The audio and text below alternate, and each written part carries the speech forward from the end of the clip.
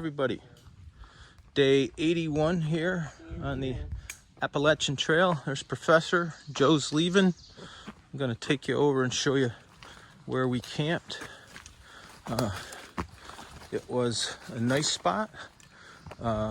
We pulled up 18 miles, so today we're going 19, and that's where Joe set up his hammock. But this was the view. We had our dinner and our breakfast, so it was pretty nice.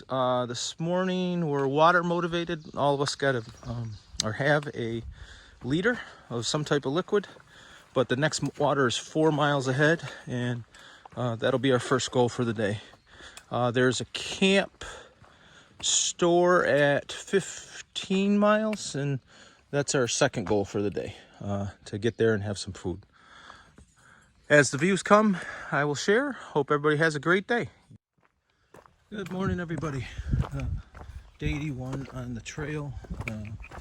Again, we're walking about 4 miles here right off the bat to get to the next shelter where there's a spring. We'll camel up with water there, and then our next goal is the 15-mile mark.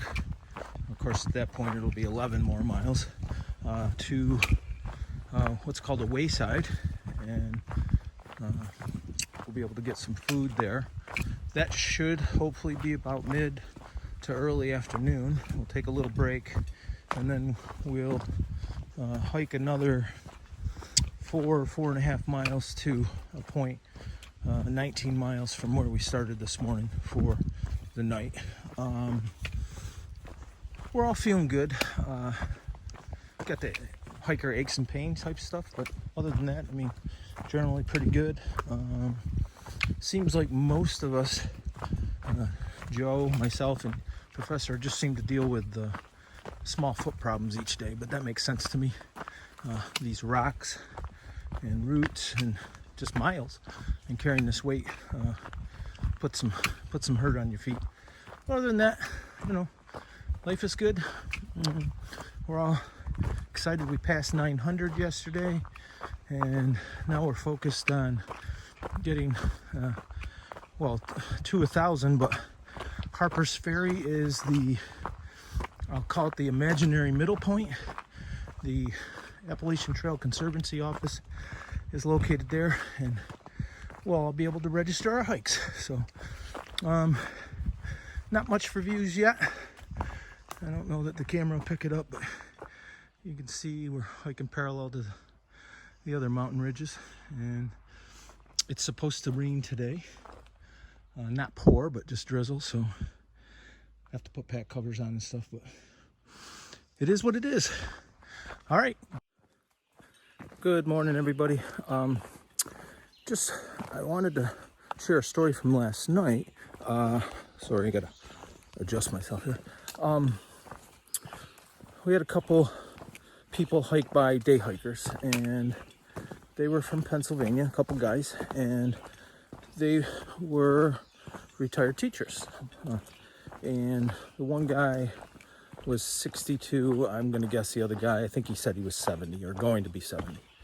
And they asked a lot of questions about hiking, so I could tell they were interested, genuinely interested in maybe having a chance to do a hike. But the one question that the 62-year-old guy asked me was he too old? And the answer is no.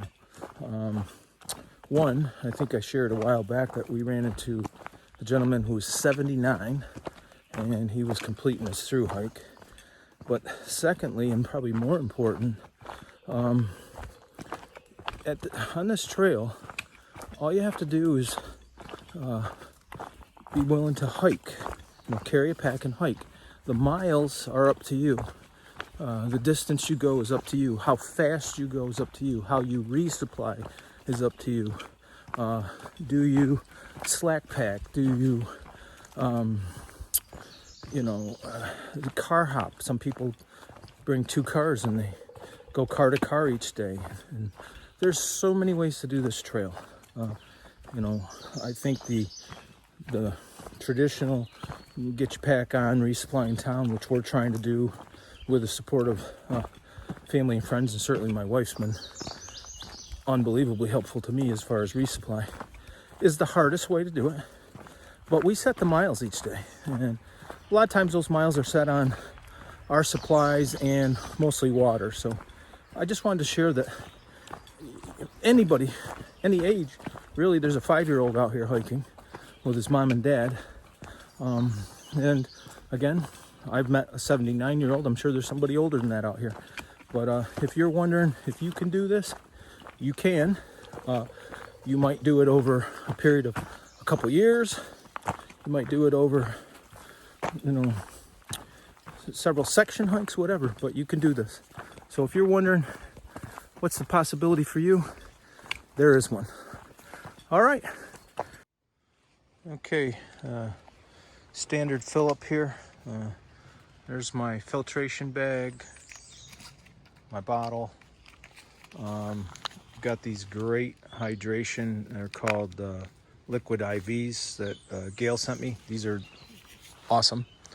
And we're just cameling up, trying to figure out what the water situation is for the rest of the day. Get a snack, and then on to our next site. Not sure where that's going to be yet. One of the few times in this park that I've crossed a major highway. The rest have just been the Shenandoah. And look at JJ and Professor waiting for me. All right, gotta get. Okay, this is afternoon. It is actually 5:30. We just hiked out of Lewis. What is it? Lewis what, Joe? Lewis Mountain Camp Store, and the people that ran it could not have been nicer. They were absolutely awesome. I did not video there, strangely enough, but we were busy consuming calories, resting, filling water, talking to other hikers, and even receiving some trail magic from some people, for me, out of Buffalo, who had moved to Pittsburgh, but they were down camping, and they bought us a beer. So I'm hiking out a beer for dinner. Getting confusing about food now, because the proprietor of that store told us that if we wanted to, we could literally not carry any food the rest of the way and just shop at the stores. But Joe and I are still carrying the resupply that Gail sent us, and we're actually stretching that out quite a bit, but we're slowly but surely using all that up.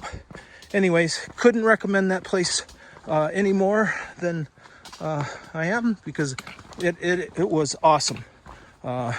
Professor got into that store almost, I'll say 45 minutes before us, and he was good enough to wait for us and stay there. So anyways, got to get rolling. This trail's pretty.